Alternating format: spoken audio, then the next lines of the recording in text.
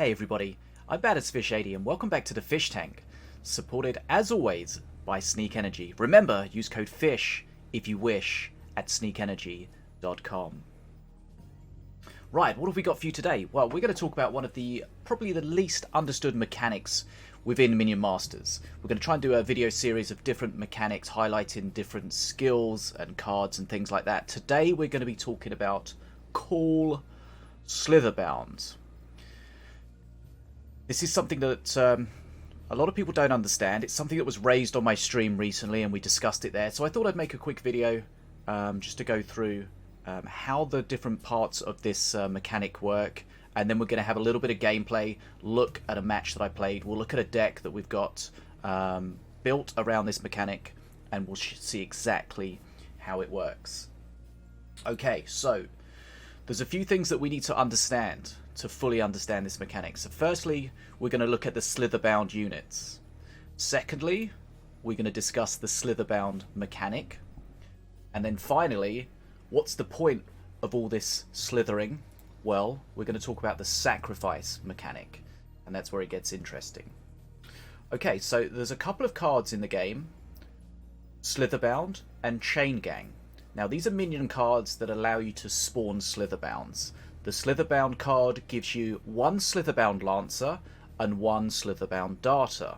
The Chain Gang, it gives either 3 Slitherbound Lancers, those are the melee version of the Slitherbounds, or if you've played a card within the last 5 seconds, it gives you 3 Slitherbound Darters, the ranged version.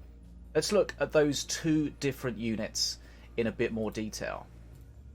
So, here we see Slitherbound Lancer and Slitherbound Darter. They're both very weak units, 35 HP, they have very low DPS. But the important thing is that they inflict poison. Now that's their key point from the damage output. Now, they inflict poison for 3 seconds. So let's just clarify what poison is within Minion Masters. So poison is a damage over time. So it does 10 damage every half a second. Okay, so if the Slitherbounds are doing poison for 3 seconds, that means that's going to be 60 damage over that 3 seconds. And remember, they can keep attacking and keep applying more poison. And the way the poison works is that if a unit already is poisoned and another unit poisons it, then that just adds the poison. It's going to be a longer amount of poison, a bigger amount of damage over that period of time. So the difference between the Lancer and the Darter is the Lancer is a melee unit, the Darter is the ranged unit. So those are the Slitherbound units, and those are the mainstay of how this mechanic works. So then let's talk about the Call Slitherbound. So Call Slitherbound is a mechanic that some cards have. So we got an example here, we got a Musketeer card. So this is a Slither card. Of course, these are all going to be Slither cards. This is something within the Slither faction. Okay, so the Musketeer has a Call Slitherbound effect. What exactly is that? Well, so the Call Slitherbound, it adds a Slitherbound minion, and that's randomly either a Darter or a Lancer, to a Slither card in your hand. So this is when you play the Musketeer, it then attaches an additional Slitherbound unit to one of the other Slither cards in your hand. Now that's important because it's only Slither cards they can attach to, and when it says your hand, that's the hand after you've just played the card. So that's the 4 cards in your hand once you've played, for example here, the Musketeer. So the idea is you're going to have ideally a deck with a number of different cards that have the Call Slitherbound mechanic. They're going to be attaching additional Slitherbounds to your cards. So that means that if you play a card that has a Slitherbound attached to it, then at that moment the Slitherbound is played. So at its core, you're getting extra units. Okay, they're only very small units, they can do some good poison, but that's not where their real selling point comes in. That's when we start to talk about the sacrifice mechanic. So there's a number of cards in the game that have a sacrifice mechanic. These are all Slither cards. Now, they all have different things that the sacrifice does, but let's just have a look at an example here.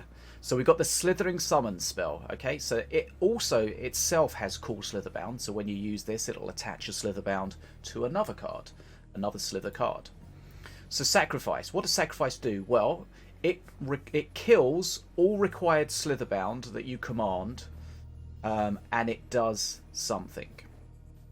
And now it says all required because different sacrifice effects require different numbers of Slitherbound. So if there's a sacrifice effect that, for example, requires 3 things to be sacrificed, and you've got 6 Slitherbounds out, it will only sacrifice the required amount.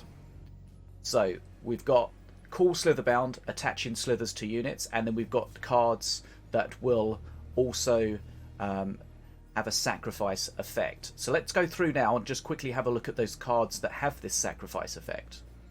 So the first thing we see here is the Gambler's Ball. Now, so this either, when you use it unsacrificed, you get either a healing fireball or a fireball.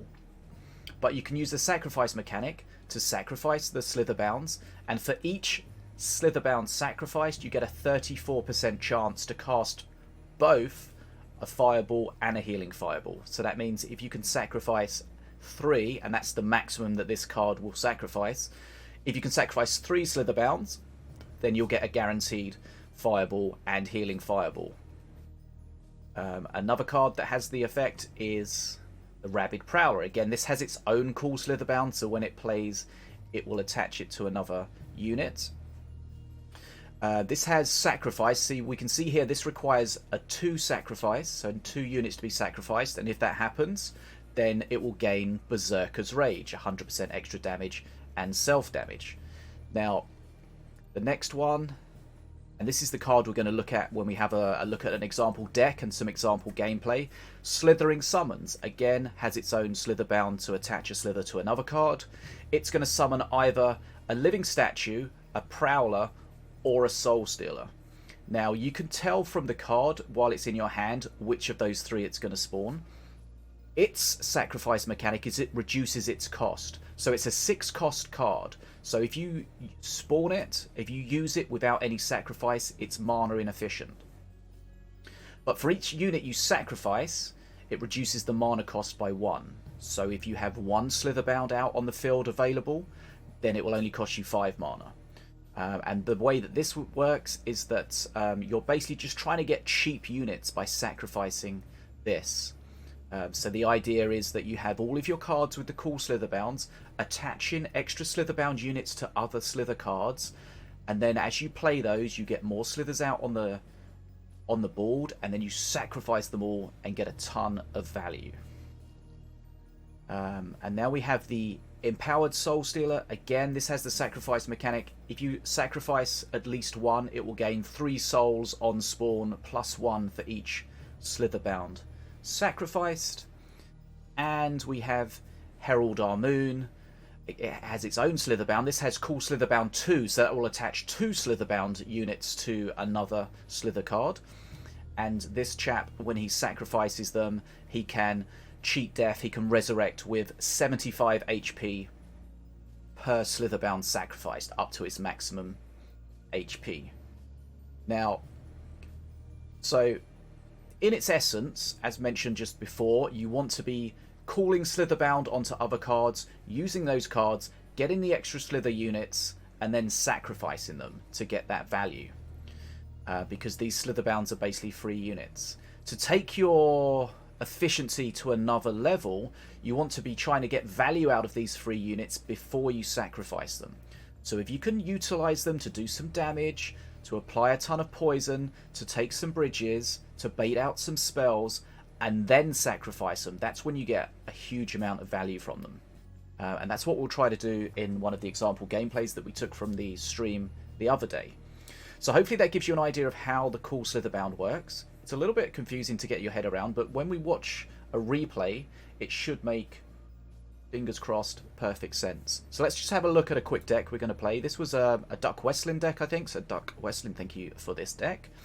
We'll just go through it very quickly. So you can see it's made of a lot of Slither cards, because the Call Slitherbounds will only attach to Slither cards. So you need to try to have at least one of those in your hand at all times. So we've got a Stint, not a Slither card, but this is a very meta card, bit of anti-air, and of course it has the Outlander tech mechanic that it can grab another bridge. Shock Rock, it's a cheap spell and it's a good stun. We've got the Slitherbound card in here, so this is going to be able to again generate us immediately Slitherbounds, which we can then hopefully get value out and then sacrifice them. We've got the Crystal Arcanist, which is simply just a cheap anti-horde ranged anti-air unit. We've got Plasma Marines, which go perfectly with the Stint, Bridge Split Grab, and anti-air. Now we've got the Snake Druid, so here we see the Slither card with Call Slitherbound. Then we have Daggerfall. Now the interesting thing here is when you use a minion with Call Slitherbound, where you spawn that minion, the slithers will spawn with it. If you have a card that is a spell, a Slither spell that has minions attached to it, when you use that spell, the Slitherbound will spawn from your tower. So that's something you need to pay attention to, just the positioning of different things there. So again, we've got Daggerfall. It's a Slither spell, so it can receive Call Slitherbounds, and it has its own Call Slitherbounds to attach to others. Carrying on, we've got the Musketeer. Again, another Slither card. A strong melee unit, has Call Slitherbound. Stun Lancers, they had Call Slitherbound added to them recently, so that was a buff to the card in this sort of deck. And finally, the card that this deck is built around, the Slithering Summons. So we're going to hopefully get a lot of Slitherbounds out, and then we can summon them and get cheap Living Statue, Prowler, or Soul Stealer. So hopefully that makes sense as to, in principle, how this works.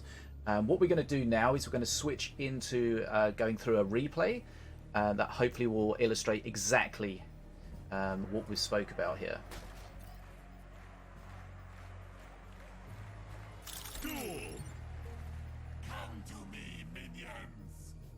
Okay, so we may pause it as we go through just to draw attention to the pertinent things. So we've got the Slithering Summons in our hand here. We can see from the icon that it's going to spawn a statue. Now, I think I mess up the split of the Marines at the start here, but we don't need to dwell on that. Nobody's going to notice. Okay, so the first thing that happened there is I spawned the Musketeer. Now the Musketeer has Call Slitherbound, so you can see that the Daggerfall has received the Call Slitherbound icon, which means one Slitherbound is attached to the Daggerfall. That means if we use it, that will save us, it will generate one Slitherbound. So we'll play it on. We're not really going to be worried too much about the interaction of the units in the game. We're more just looking at the Slither effects. Okay, right, so there we've spawned, at the top here, we've spawned the Stun Lancers. They have the Call Slitherbound, so now you can see the Daggerfall has two Slitherbounds attached to it.